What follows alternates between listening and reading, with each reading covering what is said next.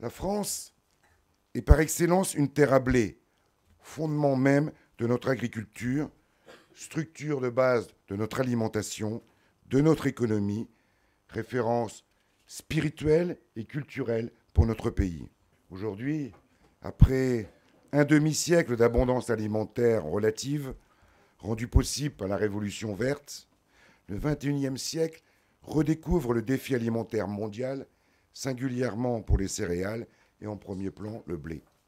9 milliards d'individus demain à nourrir, l'émergence d'une classe moyenne aux habitudes de consommation moins frugales, des fluctuations de production amplifiées par des phénomènes climatiques plus marqués, une volatilité des prix croissante et en l'absence désormais de stocks mondiaux régulateurs, sans parler des tensions internationales latentes. En 50 ans, la consommation mondiale du blé a triplé. Et en 2050, il y aura vraisemblablement 9 milliards d'êtres humains sur Terre. Nous avons l'obligation d'anticiper pour prendre des décisions pertinentes. En partant du constat que le marché du blé est mondial, je souhaite évoquer aussi la situation de la filière française et ses ambitions. La France a des atouts, mais dans ce domaine comme dans d'autres, à l'évidence, nous ne sommes pas seuls. Et nous avons tous conscience de la concurrence croissante des pays de la mer Noire et de l'Europe de l'Est. Après avoir remonté dans le temps, ce qui est intéressant, c'est de parcourir l'espace mondial. Aujourd'hui, photographie rapide, 225 millions d'hectares.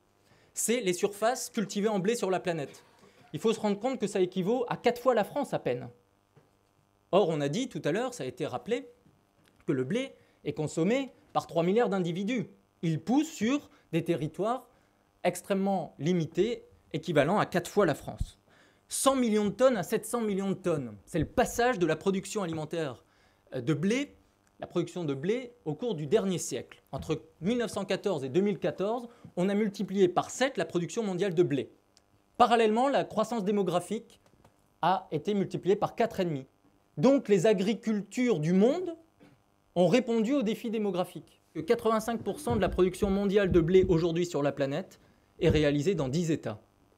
Donc il y a un monopole dans la production mondiale de blé, extrêmement concentré, notamment dans des pays occidentaux qui détiennent, en fait, ça a été dit par Pascal Boniface, qui détiennent encore un pouvoir stratégique dans ce secteur d'activité. 70%, c'est important aussi de le signaler, si on compare avec le maïs ou d'autres céréales, 70% c'est l'utilisation de la production de blé pour nourrir les hommes.